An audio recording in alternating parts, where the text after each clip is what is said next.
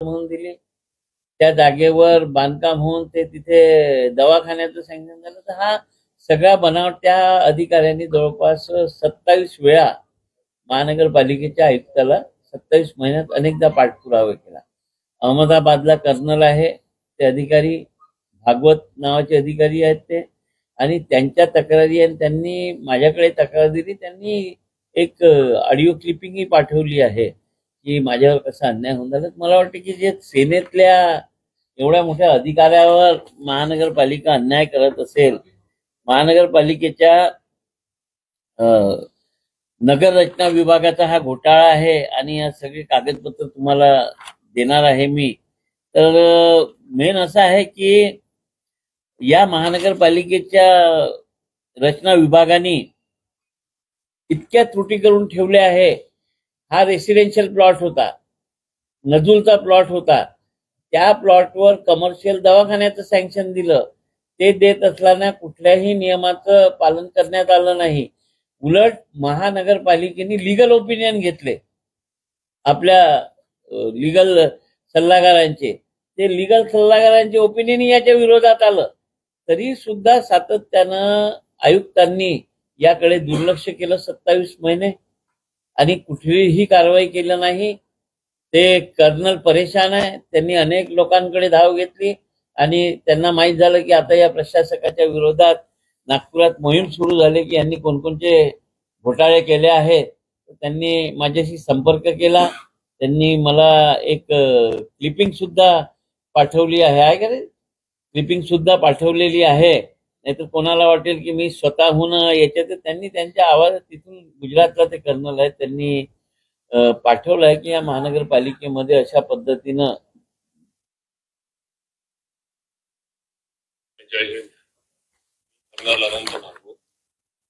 प्रथम मी आभारी आहे आमदार श्री विकासजी ठाकरे हा मुद्दा उजागर केला आहे.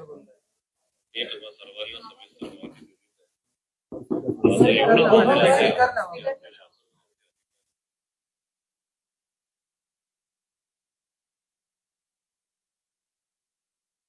माहिती माझ्याच केसमध्ये इतके कोर्ट ऑर्डर्स असूनही, कोर्ट नोटिसेस यांना मिळू नये आणि इंडिपेंडेंट लिगल ओपिनियन असूनही जे चालू करतो म्हणजे सैन्याचा अधिकारी त्याला नाही सोडून झाले. माहिती दिली जाईल. अरे स्टार्टिंगच झालं ना. नमस्कार मंडळी आणि जय हिंद. मी कर्नल अनंत भागवत. सर्वप्रथम मी आभारी आहे त्यांनी हा मुद्दा उजागर केला आहे. त्यांनी तुम्हा सर्वांना सविस्तर माहिती दिलीच आहे. माझं एवढंच म्हणणं आहे की आपले शासनकर्ते अधिकारी हे सामान्य जनतेच्या हक्काला, त्रासाला आता अगदी इनसेन्सिटिव्ह झाले आहे.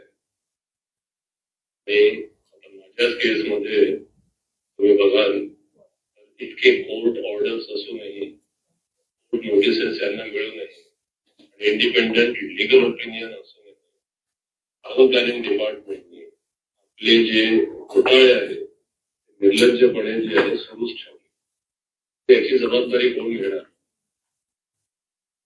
एक सर्वसामान्य नागरिक यावर आता काय करणार? दुसरा मुद्दा म्हणजे सैनिकांचा आहे. जर तुम्ही आपल्या सैनिकांनाच त्रास द्या तर ते देशाची सुरक्षा किंवा बाह्य दुश्मन जे आहे त्यांच्याशी लढतील की आपलं जे सिस्टम आहे त्याच्यासोबतच लढता ते थांबून जातील. सैनिकांना माझ्या मते असं हॅरॅस करणं एका प्रकारचा देशद्रोहच आहे. ही माझी अपेक्षा आहे याच्यावर योग्य ती कारवाई त्वरित होईल. मी श्री विकास ठाकरेजी यांच्या मार्फत मुख्यमंत्र्यांना अपील करतो की या गोष्टीचा एक फेअर ग्रोथ जे आपण म्हणतो झाला पाहिजे आणि चुका करणाऱ्या अधिकाऱ्यांना योग्य दंड किंवा त्यांच्यावर कारवाई जी आहे ती झाली पाहिजे. सामान्य जनतेला त्यांचा हक्क सहज वेळेवर मिळावा एवढीच माझी अपेक्षा आहे. आणि याकरिता मी हे परत म्हणेल की हा माझा एकट्याचा मुद्दा नाही, हा सर्व नागपूरकरांचा एक प्रकारे मुद्दा आहे.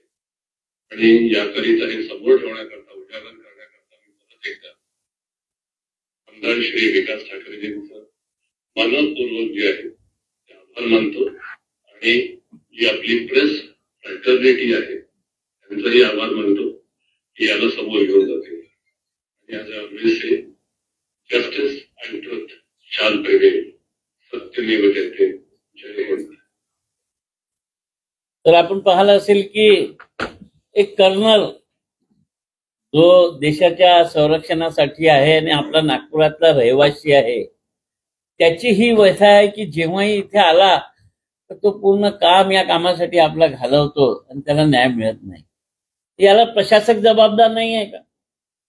आणि म्हणून या प्रशासकांनी जे जे घोटाळे केले आहेत, आता हा एक प्रकरण तर आम्ही दिला आहे, परंतु अनेक प्रकरण आमच्याजवळ आहे. होऊ शकते आमच्यापर्यंत काही प्रकरण आले नसतील. तर मला वाटतं की आम्ही या 27 महिन्याच्या काळामध्ये महानगरपालिकेमध्ये जे अनेक प्रकरण झाले आहेत, म्हणजे फायर विभागात असतील, इमारत विभागात असतील, कोणत्या बिल्डर्सना सोय पुरवणारे असतील, त्यांचे भूखंड नियमित करणारे असतील, जसं या प्रकरणामध्ये 27 महिने एका कर्नलनी तक्रार करून सुद्धा त्याची दखल घेतली नाही. मग जबाबदार मनपा आयुक्तच आहे ना, याच्यात प्रशासक जबाबदार आहे. एक कर्नलच्या याच्यावर तुम्ही लिगल ओपिनियन असताना जर तुम्ही कारवाई करत नाही आणि त्याच्यात 13 अभियंते सामील आहेत या सगळ्या प्रक्रियेत, त्यांच्यावर कोण कारवाई करणार? मी राज्याच्या मुख्यमंत्र्यांनाच काल एक पत्र पाठवलं आणि अभिजितजी चौधरी यांच्या कार्यकाळात 27 महिन्यामध्ये जे जे मॅप सँक्शन झाले ते मॅप नियमित होते का याच्यासाठी एक चौकशी समिती सरकारने स्थापन करावी आणि या प्रशासकाच्या कार्यकाळातल्या सगळ्या कामाची चौकशी व्हावी. त्यामध्ये या सुद्धा कामाचा समावेश व्हावा. अजून आमच्याजवळ तक्रारी आलेल्या आहेत आणि त्या सुद्धा आम्ही तक्रारी देऊ. आणि एकंदरीत या प्रशासकाच्या काळामध्ये जेव्हापासून महानगरपालिकेत बॉडी नाही आहे आणि यांना वाटते की आता आमचं राज्य आहे, प्रशासक त्यांच्या खालचे इंजिनियर या सगळ्यांना वाटते की अभी कोई बोलने वाला नाही आहे, आम्ही शहरातल्या लोकांना लुटू शकतो. आमचं जे मूलभूत सोयी सुविधा पुरवण्याचं काम आहे ते सोडून आम्ही ह्याच धंद्यात व्यस्त आहोत. शहरात सगळीकडे घाण पडलेली आहे, गटर लाईन तुंबलेल्या आहेत, एका पावसात शहरातला सत्यानाश होतो. परंतु यांचं लक्ष कुठून लक्ष्मी दर्शन होते त्याच्याकडे लागले आणि हे मोठमोठ्या कामात ते लिप्त आहेत. आणि म्हणून प्रशासक ज्या दिवसापासून आला त्या दिवसापासून बांधकाम एडीटीपी विभागामध्ये किती मोठे नकाशे सँक्शन झाले, फायरच्या एनओस्या किती लोकांना दिल्या गेल्या, टेंडरची प्रक्रिया बरोबर झाली की नाही, या सगळ्या प्रकरणाची चौकशी करावी. जशी त्या काळात 2002 मध्ये जेव्हा टी चंद्रशेखर होते त्यांच्या काळात नंदलाल कमिटी आली होती आणि चौकशी झाली होती ना, तर तशीच नंदलाल कमिटी एखादी यावी आणि या प्रशासकांनी केलेल्या 27 महिन्यातल्या कार्याचा जर चौकशी झाली तर मला वाटते की नागपुरातल्या जनतेला न्याय मिळेल. एक कर्नल परेशान आहे, एक सामान्य माणूस 22,000 घेतलेला परेशान आहे, असे अनेक लोक आहे नागपुरात की महानगरपालिकेकडनं लाच घेऊन सुद्धा त्यांचे कामं झाले नाही, पैसे डुबले, कामही झाले नाही. हे महानगरपालिकेचे अधिकारी असे दलाल पोसून ठेवतात. साध्या फेरीवाल्याकडनं त्यांना हप्ता पाहिजे. जे इलिगल मोठमोठे हॉटेल चालू आहे ज्याचा नकाशा सँक्शन नाही आहे, फायरची एनओसी नाही आहे, तिथे जात नाही. एक दवाखाना आहे जिथला 7वा मजला सँक्शन नाही आहे, तिथे जात नाही. एका महानगरपालिकेच्या जागेवर 10 वर्षापासून एका पांढऱ्या कपडेवाल्यांनी कब्जा मारून ठेवला. 10 वर्षापासून महानगरपालिकेचे त्या झोनचे अधिकारी किराया खाऊन झाले. त्याला तुम्ही एक कोर्टातून स्टे आणायला लावला नाही, 10 वर्षापासून तो स्टे व्हॅकेट होऊ शकत नाही. तर ही चूक प्रशासकाची आहे. प्रशासका आपली जबाबदारी निभावत नसाल तर सरकारने या प्रशासकाला बरखास्त करावं. अन्यथा जे आंदोलनं होतात ना तिकडे शेतकऱ्यांसाठी होते, आम्हाला नागपुरातल्या नागरिकांसाठी आंदोलन करावं लागलं.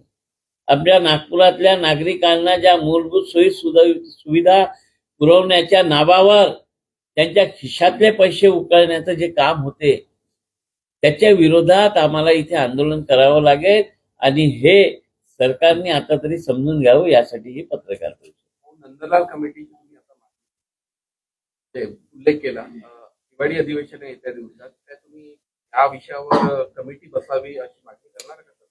येणाऱ्या विधानसभेच्या अधिवेशनामध्ये पहिली मागणीच ही राहणार आहे की प्रशासकांनी 27 महिन्यामध्ये जे जे इथे कार्यक्रम केला, म्हणजे लोकांना कचऱ्यात ठेवलं, ज्या गटर लाईन्स तुंबलेल्या आहेत त्या सुटत नाही, अमृत योजनेमध्ये केंद्र सरकारने दिलेले पैसे त्याचा विल्हेवाट कसा लावला, कसं कंत्राटदारांनी निकृष्ट दर्जाचं काम केलं, करोडो रुपये अमृत योजनेमध्ये आलं, परंतु ते लाईन टाकताना जे नॉर्म्स पाहिजे होते ते फुलफिल केले का, त्याची चौकशी झाली पाहिजे, कोणत्या कंत्राटदारांनी केले. आता टाउन प्लॅनिंग मध्ये एवढे मोठमोठ्या बिल्डिंगा नागपूरमध्ये बिनून झाल्या. आता हे रहिवासी क्षेत्रात जर 8 मजली दवाखाना बनवला धंतुली सारख्या भागामध्ये आणि एक कर्नल ओरडून झाला आहे, मला वाटतं या सर्व समस्यांना विधानसभेच्या अधिवेशनात आम्ही आवाज उठवणार आहोत आणि याच्यावर एक SIT ची स्थापना व्हावी आणि नंदलाल कमिटी सारखे आणि दुसरे कोणीतरी चंदूलाल वगैरे यावे आणि त्याची चौकशी करावी अशी मागणी मी खालच्या सभागृहात करणार आहे आणि वंजारी साहेब वरच्या सभागृहात करणार आहे. तुम्ही प्रश्न उचलता, मुख्यमंत्री नागपूरचे आहेत, पालकमंत्री मंत्री नागपूरचे आहेत, यांना जाग का नाही येत? आता असं आहे, मी विरोधी पक्षाचा आहे, आमदार आहे, या शहराचा महापौर होतो, विरोधी पक्षी नेता होतो, मला शहरातल्या सामान्य जनतेचे दुःख माहित आहे आणि लोक माझ्याकडे येतात. आता हा बिचारा हा माणूस याचे 22,000 रुपये घेतले आणि बोगस रसीद मिळाली, हा कोणाकडे जाणार आहे? माझ्याकडे आल्यावर त्याला न्याय मिळवून देण्यासाठी हा माझा प्रयत्न आहे. कर्नल साहेबांनी माझ्याशी संपर्क केला, त्यांनी वाचलं त्या दिवशी ते प्रशासकाच्या विरोधात, त्यांनी तिथून फोन केला गुजरातवरून की माझं एक प्रकरण आहे, मी खूप परेशान आहे 27 महिन्यापासून. तर मग माझ्याकडे अशा तक्रारी येतील शहरातल्या जनतेच्या, म्हणजे एका मोठ्या कर्नल पासून तर या साधारण 22,000 रुपये खाल्लेल्या माणसापर्यंत. यांना न्याय देण्याची भूमिका जनप्रतिनिधीची आहे, ती भूमिका मी पार पाडत आहे, ती भूमिका मी शासनाच्या नजरेस आणून देत आहे.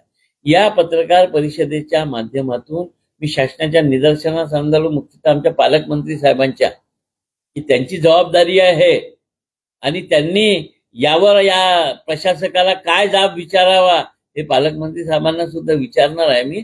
आणि त्यांनी ठरवावं की लोकांना लुटणारा हा प्रशासक अजून किती काळ ठेवायचा आहे म्हणून. त्याचे सगळे कारनामे आहे, शहरातल्या लोकांना मूलभूत सोयीसुविधा नाही मिळून झाल्या आणि अशा पद्धतीनं जर एक प्रशासक राजासारखा वागत असेल, मेरी मुलगी की एक टांग म्हणून, आणि लोकांच्या भावनांशी खेळत असेल, वारंवार त्यांना सांगितलं की तुमच्या सर्व झोनमध्ये नागरिकांकडनं सरेआम पैशाची मागणी होते. कचरा उचलण्यासाठी महानगरपालिका पैसे देते कचरा कंपनीला, तो कचरा कंपनीचा कर्मचारी प्रत्येक फ्लॅट धारकाकडून 500 रुपये घेतल्याशिवाय कचराच नाही, म्हणजे कोणाच्या खिशातनं पैसे जातात. आणि पैसे नाही दिला तर 8 दिवस साचून राहू देतो, म्हणजे तो बिमार झाला पाहिजे तर आपोआप देईल म्हणून. तर ही शहरातल्या जनतेची वागणूक महानगरपालिकेची कशी आहे? असा म्हणत महानगरपालिकेमध्ये बॉडी असते ना, नगरसेवक असते, महापौर असते. जर काही सुविधा झाल्या तर नगरसेवक आपल्या जनतेचे प्रश्न सभागृहात मांडतो आणि त्या सभागृहात अधिकाऱ्यावर कारवाई होते. 27 महिन्यापासून या प्रशासकांनी एकही अधिकाऱ्यावर कारवाई नाही केली. वारंवार लेखी तक्रारी देऊन की तुमचा डेप्टी, तुमचा जेई हा लोकांना लुटत आहे हे सांगून सुद्धा, म्हणजे यांच्या संरक्षणात होत आहे. जर यांच्याकडे तक्रारी देऊन कारवाई नसेल करत तर मला वाटतं की सर्वात जबाबदार हा प्रशासकाचा आहे आणि शासनाने याची दखल घ्यावी, अन्यथा नागपूर शहरातली जनता हळूहळू रस्त्यावर येण्याची प्रक्रिया सुरू होईल. बरेच वर्षापासून NIT मध्ये हा घोटाळा आहे आणि हा बसत नाही. पाठपुरावा अभियुक्त चौधरी यांचं कोणी करतंय का पॉलिटिकल? NITचा विषय आल्यावर NITचा विषय घेणार आहे, परंतु आज जे आमच्या जो प्रकरण होती, आज टॅक्सचं प्रकरण जे बोगस रशीद छापून या गरीब माणसाकडनं 22,000 घेतले. एक कर्नल गुजरातवरनं आपली क्लिपिंग ऐकून एक तक्रार आमच्याकडे देऊन झाला आणि त्याच्यावर झालेला अन्याय सांगून झाला. ती उदाहरणं आम्ही दिली आहे. अशी अनेक उदाहरणं आहे. म्हणूनच आम्ही शासनाकडे मागणी केली आहे की एक कमिटी गठीत करावी आणि प्रशासकाचा जो कारभार आहे त्या कार्यकाळात झालेले पूर्ण नकाशे, मोठमोठ्या बिल्डिंगा झाल्या ना, सगळे नियम धाब्यावर बसवून कोणाला लाभ पोहोचावा यासाठी झालेला हा प्रकार आहे. आणि म्हणूनच ही लोकल बॉडी असते, त्या लोकल बॉडीमध्ये सभागृहात चर्चा होऊन कोणताही विषय मंजूर होतो. आता एक छत्री राज आहे आणि या एक छत्री राज्यामध्ये 27 महिन्यात या नागपूर शहरावर अन्याय झाला. या शहरातलं जे वातावरण आहे म्हणजे स्वच्छता ठेवणं, ज्या मूलभूत सोयी सुविधा आम्हाला पुरवायच्या आहे त्या 27 महिन्यापासून नदारद झालेल्या आहे. प्रशासकाचं त्यावर लक्ष नाही. प्रशासकाच्या हाताखालच्या लोकांनी सगळीकडे एजंट बसवले आहे. फेरीवाल्याकडनं हप्ता वसूल करतील, दुकानवाल्याकडनं हप्ता वसूल करतील, टॅक्सचे खोटं बिलं छापतील. एडीटीपी मध्ये त्या दिवशी मी क्लिपिंग एक दाखवली, त्या फायरच्या एनओसी साठी तो दलाल पैसे मागत होता. आता एवढं दाखवूनही जर आमचे पालकमंत्री साहेबांना काही आयुक्तांना जाब विचारायचा नसेल मग आम्हाला त्या पालकमंत्री साहेबांशी निपटावं लागेल. अशी नागपुरात खूप जोरदार चर्चा आहे की काही ठराविक भाजप आमदार महापालिकेला चालवत आहे आणि त्यांचं वर्चस्व प्रशासकावर. मला चालवत आहे तर मग लोकांना सुविधा मिळायला पाहिजे ना. जर मग चालवत असेल कोणी तर त्यांच्या काळात हे नाही व्हायला पाहिजे. मला वाटतं की असं काही नाही. मला प्रशासकावर शासनाचं नियंत्रण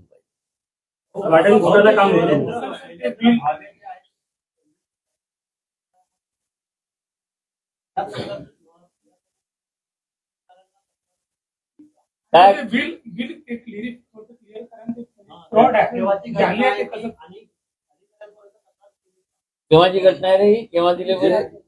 ये घटना जो है 2 से 3 महीने पुरानी ये घटना है. महानगर पालिका के टैक्स डिपार्टमेंट के जो संबंधित अधिकारी है, आयुक्त को भी पत्र दिए इन्होंने. दलाल लोगों को रखा है कि भाई हम टैक्स आपको लगा के देंगे, हमको आप इतने इतने पैसे दीजिए. वो अधिकारी दलालों के जरिए नागपुर शहर की आम गरीब जनता को लूटने का काम कर रही है. ये भावे नामक हमारे एक मिट्टी खदान के रहवासी है, उनको 22,000 रुपए इसके एवज में लिया गया. 22,000 रुपए 22,000 रुपए लेने के बाद उनको एक डुप्लीकेट फर्जी टैक्स रसीद बना के दिया गया. क्या नाम है? राहुल सिरसाट करके एक दलाल है. महानगर पालिका के टैक्स अधिकारियों के साथ में मिली भगत है उसकी. नहीं तो आप सवाल ये है कि दलाल के पास गए कि टैक्स डिपार्टमेंट ये महानगर पालिका में गए तो वहां पे वो दलाल ने अधिकारी ने बताया ना ये कर देंगे. जैसी मैंने 2002 में घोटाला पकड़ा था टैक्स का और उस वक्त 12 लोगों को रात भर में सस्पेंड किए थे, 1000 फाइल और 17 लाख रुपए मिले थे. उसी टाइप का ये धर्मपेट जोन में गरीब आदमी गया, इसके वहां पे 22,000 लेके इसको नकली रसीद चिपका दिए. तो मेरे ख्याल से फिर ये जवाब दे और इसकी कंप्लेंट इन्होंने आयुक्त के पास की है तो भी कोई कार्रवाई नहीं होती. तो आयुक्त का ही आशीर्वाद है. होता है ना, दलाल की एफआईआर किया है. हम लोग करने वाले हैं. ये अभी हमारे पास में आए भैया. अभी हम लोग संबंधित सदर पुलिस स्टेशन में जाके शिकायत दर्ज कराने वाले हैं और डीसीपी साहब से भी मिलने वाले हैं. उनके भी पास में तकरार करने वाले हैं. दलाल के खिलाफ में एफआईआर दर्ज कराने की मांगनी हम लोग करने वाले. और महानगर पालिका के आयुक्त के खिलाफ भी करेंगे कि उनके राज्य में अगर या ऐसी हो रहा है तो वो भी दोषी है, इनकी भी इंक्वायरी करो कर. स्वच्छता पे बात कर रहे हैं तो मुद्दा अभी जो है गरम है. नागनदी को प्रदूषण मुक्त ही घोषित कर दिया. 1,000 और ये बोला गया कि कागज होते तो इसके लिए हम लोग क्या कर रहे हैं. नहीं, मैंने आज ही किसी अखबार में ये पढ़ा हुआ हूँ और हमारी सारी टीम कांग्रेस कमेटी की ये नाग नदी का दौरा करने वाली है और वहां के फुटेज लेने वाली है. कहाँ कहाँ ये स्वच्छ नाग नदी है, नाग नदी में जो ड्रेनेज जाता था वो बंद हो गया है क्या. जिस तरीके से बताया गया है कि नाग नदी का पानी स्वच्छ है, तो मुझे लगता है अभी भी सारा ड्रेनेज नाग नदी के अंदर है. ये हमारे एनएमसी का फेल्यूर है कि जो पूरी इतने बड़े शहर में नाग नदी में ये ड्रेनेज छूटा हुआ है. तो ये कहीं ना कहीं हमारे हेल्थ विभाग की दुर्दशा है और जो काम प्रशासक ने करना चाहिए वो करता नहीं है, बल्कि ऐसी लनपन वाले काम करता है. तो मुझे लगता है कि उन्होंने नाग नाले के किनारा किनारा घूमने को ना प्रशासक ने और खुद ही ने फुटेज लेने को ना कि कहाँ नाली का पानी देने जा रहा है. ते गार्डन घोटाळा मी वर्तमानपत्रात बातमी वाचली की राष्ट्रवादीच्या सत्ताधाऱ्यांनीच काढलेला आहे. अजित पवार गटाचे काही लोक त्या गार्डन घोटाळ्यासाठी गेले होते. तर मी हेच सांगितलं की सत्ताधारी सुद्धा घोटाळे काढत आहे. तर मग एवढ्या या आयुक्ताला इथे बसून का अजून नागपूर शहरातल्या जनतेला लुटायचा आहे का, हाच विचार.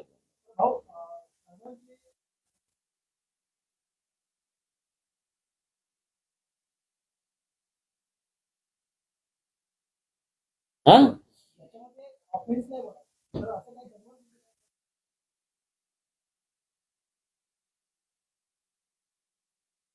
अरे त्या कर्नलने 27 महिन्यामध्ये 27 पत्र दिले, 27दा तिथे गेला भेटायला.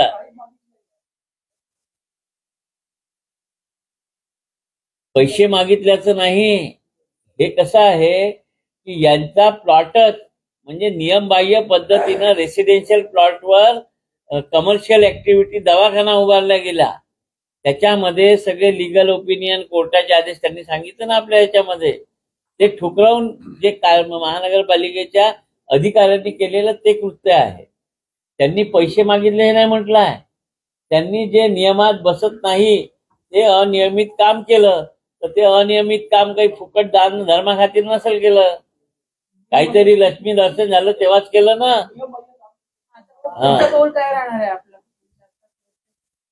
प्रेस कॉन्फरन्स म्हणजे आम्ही सातत्यानं लोकांच्या तक्रारी आल्या तशा तुमच्या माध्यमातून काढत राहू आणि शासनाला सांगत राहू की आपण या अभिजित चौधरींना अजून फुल पुष्प वाहा. अभिजित चौधरी सोबत तुमची भेट झाली नाही का, मुलाखत झाली? अनेकदा मी आमदार आहे, भेट म्हणजे माझा अधिकार आहे. मी राज्य शासनाचा प्रतिनिधी आहे आणि ते राज्य शासनाचे एक अधिकारी आहे. तर मी राज्य शासनाचा प्रतिनिधी म्हणून अनेक पत्र त्यांना पाठवले. मी हक्कभंगही टाकलाय ना. त्या आमदारांच्या प्रश्नांचे माझ्याच नाही, काही आमदारांच्या म्हणून त्यांच्या विरोधात हक्कभंग सुद्धा टाकलेला आहे. हक्कभंग समितीकडे प्रकरण आहे, त्याची सुद्धा चौकशी सुरू होणार आहे. आणि म्हणूनच माझी शासनाला विनंती आहे की या अशा अधिकाऱ्याच्या विरोधात एक ज्यांनी 27 महिन्याच्या कार्यकाळात नागपूरला लुटलं, नागपूरला त्रस्त केलं, याची तुम्ही चौकशी लावावी ही मागणी. जसे नगरसेवकांची 2002 मध्ये चौकशी लावली होती क्रीडा साहित्य घोटाळ्यात, नंदलाल आले होते ना, नगरसेवकांना दोषी ठरत. मग या प्रशासकाच्या 27 महिन्याच्या कार्यकाळाची चौकशी व्हावी ना.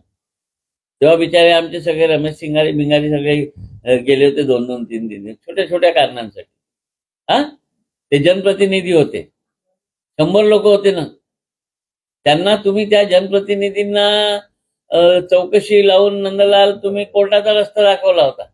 मग प्रशासकाच्या कार्यकाळात जर त्याची जबाबदारी आहे की महानगरपालिकेत कुठलाच भ्रष्टाचार नाही झाला पाहिजे, खोटं बिलं लावून पैसे घेते, हे एवढं मोठं त्या कर्नलचं प्रकरण, त्या प्रकरणामध्ये एका बिल्डरच्या बाजूने पूर्ण अधिकारी होऊन गेली, त्याची तक्रार ऐकत नाही, कमिशनरकडे 10 तक्रारी, मग तो लिप्त नाही का त्याच्यामध्ये. जशी त्या नगरसेवकांची चौकशी झाली होती ना, तशीच या प्रशासकाची. आता नगरसेवक, महापौर सगळंच तेच आहे ना, विरोधी पक्ष नेताही तेच आहे, सत्ता पक्ष नेताही तेच आहे, महापौरही तेच आहे, सारे 151 नगरसेवकही तेच आहे. मग याची चौकशी झाली पाहिजे ना.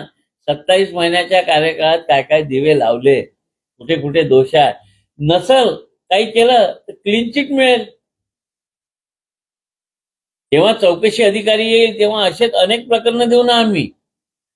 जर त्या चौकशी अधिकाऱ्यांनी म्हटलं की नाही हे अभिजित चौधरी यांना काही मी क्लीन चिट देतो, तर त्यावेळेस आम्ही माफी मागू, आमची चुकी झाली म्हणून. पण मला वाटते आम्हाला ती गरज येणार नाही, कारण आमचे जो पुरावे आहे. एक वेळेस चौकशी अधिकारी नेमावा, त्याच्याजवळ मी नाही, या शहरातले अनेक लोक त्यांच्यावर झालेला अन्याय, म्हणजे एका मोठ्या माणसासाठी लहान माणसाचा कसा बळी घेतला, हे असे अनेक प्रकरणं त्या चौकशी समितीकडे जातील असं मला वाटतं. कोविड काळात तुकाराम मुंढे सारखे अधिकारी येतात, चांगलं काम करतात, छान खूप लोकांचं समर्थन मिळते, पण त्यांची बदली होते, यांची बदली होती. मला वाटतं की जो कोणी अधिकारी येतो ना, जो IAS अधिकारी येतो, त्या अधिकाऱ्याने हे लक्षात ठेवावं की या शहरात 6 विधानसभा क्षेत्र आहे, 6 विधानसभेचे आमदार राहतील, एक केंद्रात जाणारा माणूस आहे, खासदार राहील, लोकल सेल्फ गव्हर्नमेंट आहे, महानगरपालिकेची बाडी 151 नगरसेवक राहतील, आणि महापौर उपमहापौर ही सिस्टम बनलेली आहे. या सिस्टम म्हणजे शहराच्या जे निर्णय आहे ते महानगरपालिकेच्या सभागृहात पॉलिसी ठरते. राज्याचे आहे त्या शहराशी संबंधित असते ते विधानसभेत ठरतात. केंद्राचे आहे त्याला इम्प्लिमेंट करण्याचं काम हे या अधिकाऱ्यांचं आहे. परंतु तुम्ही जनप्रतिनिधींनी तुमच्या निदर्शनास आणून दिल्यावरही डोळेझाक करणं, जनप्रतिनिधी म्हणत आहेत की या ठिकाणी असं लोकांवर अन्याय होत आहे, ही सुविधा त्याच्यावर डोळेझाक करणं, त्यांच्या पत्रांचा अंगीजन्य घेणं, त्यांना उत्तर न देणं, हे सगळे हक्कभंगाचे. याच्यासाठी आम्हाला जे आयुध मिळालेले आहे, आम्ही विधानसभेचे सदस्य, त्याचा उपयोग करू ना आम्ही. मला वाटते की कोणत्याही अधिकाऱ्यांनी, मग ते मुंडे असो किंवा हे असो किंवा टी चंद्रशेखर असो, यांनी जर काही गैरवर्तणूक होत आहे, चुकीचं होत आहे, त्याच्यावर नियंत्रण करायला. परंतु जनप्रतिनिधी निदर्शनास आणून देत आहे, तो अधिकार आमचा आहे. आम्हाला 288 म्हणून एक निवडून दिलाय ना, त्या सभागृहात विधानसभेच्या फक्त नागपूरपर्यंत सीमित नाही आहे.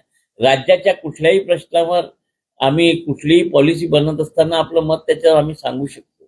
आणि अशा वेळेस जर प्रशासक ठरवत असेल की मी करेल तोच कायदा, मी सांगतो तेच बरोबर, तर मला वाटते चुकीचं आहे. आम्ही लोकांनी अनेकदा पत्र दिले, लोकांच्या समस्या आमच्या जसं आता हे आले कर्नलचा, अशा अनेक तक्रारी आता रोज येतील. आता हे तुम्ही जर लिहाल बरोबर तर अजून येतील 2-4-5 लोक.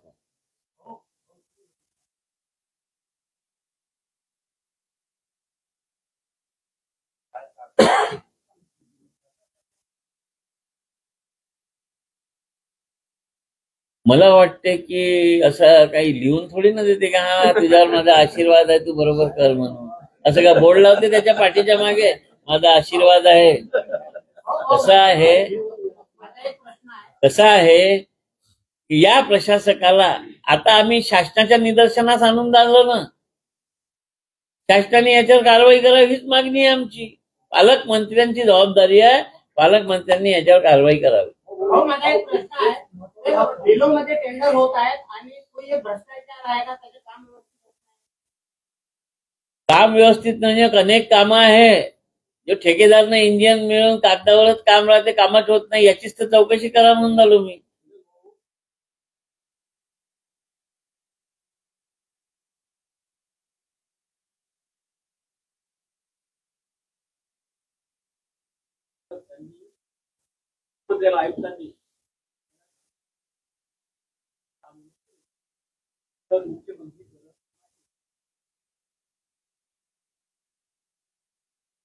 नाही, आता ही तुमची माहिती आहे, मला काही त्यांचं तेवढं माहित नाहीये. त्यांचं काय कोणी काम कोणत्या आमदारांनी सांगितलं, मग कोणाला काय.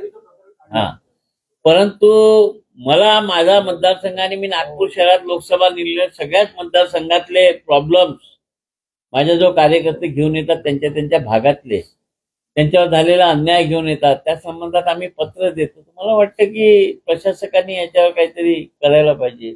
पण त्याची भूमिका, याचा त्रास माझ्यापेक्षा नागपूरच्या जनतेला होत आहे ना. आज याच्यासारखे करण्यासारखे 2 जण ओढलं, असे अनेक आम्ही सांगतो. ही फ्रीज झाल्यावर उद्या परवा मला अजून एक घ्यावं लागणार आहे. माझ्याजवळ 2-4 अजून मॅटर येतील हे की आमच्यावरही अन्याय झाला आहे म्हणून.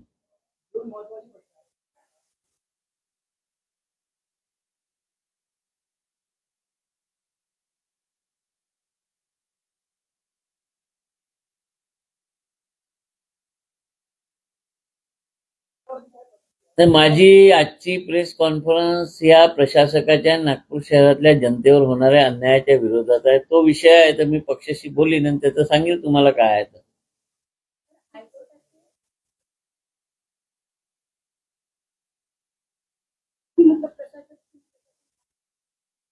तसंच आहे ना, या नागपुरात मोठमोठे व्यवसाय 10-10 कोटीचे ऍग्रिकल्चर जागेवर बांधून आहे. कुठे प्रशासक चालला आहे तिथे? तो फक्त फेरीवाल्यांवर 353 दाखल करत आहे. आज तुम्ही पहा की नागपुरात जे उदरनिर्वाह चालवण्यासाठी रस्त्याच्या कडेला काही विकतात, त्या लोकांवर 18 लोकांवर 101 सोबत 353 गुन्हे दाखल झाले आहेत. त्यांनी 353 लावण्या इतका कोणता गुन्हा केला सरकारी कामात? कोणता? म्हणजे तो हॉकर्स आहे. तो काही विकून झाला तर 353 कसा का लागेल? सरकारी कामात गुन्हा दाखल केला म्हणजे तुम्ही पोलिसांकरवी 353 गरीब लोकांवर दाखल कराल, त्यांचे ठेले नेऊन उद्ध्वस्त कराल, त्यांचे ठेले सोडण्यासाठी 4-4, 5-5 हजार. मग या शहरातल्या गरीब लोकांनी जावं कुठे? सर्वसामान्याकडून त्यांनी कमवलेले 22,000 घेऊन टाकले टॅक्सच्या नावाने बोगस बिल बनवून. कोणाला सांगणारे लोक? यांनी असंच दबून राहावं का? आणि म्हणून हे सगळं ही जबाबदारी प्रशासकाची आहे की महानगरपालिकेत जी आणि नियमता होत आहे. आम्ही तर काही कोणाला म्हणणार नाही, आम्ही तर प्रशासकालाच म्हणू ना. या प्रशासकाच्या कार्यकाळात जे जे होत आहे त्याची चौकशी व्हावी हीच आमची मागणी. हो, किती दिवसात व्हायला पाहिजे? आता सरकारने ठरवावं चौकशी समिती बनवावी की नाही बनवावी, नाही तर येणाऱ्या अधिवेशनात ती आमची मागणी राहील. नाही मागणी मान्य झाली तर आम्ही एखादा चक्का जाम करू नागपूर शहरात. आम्हाला काय बसा बिसा आडव्या ठेवून हजारो लोक जर शेतकऱ्यांसाठी होते, नागपूर शहरातल्या जनतेसाठी करावं लागेल. हा? तुम्ही इथे चक्काजाम करा आणि मुंबईला तुम्हाला बोलवण्यात नाही, मला कशाला मुंबईत?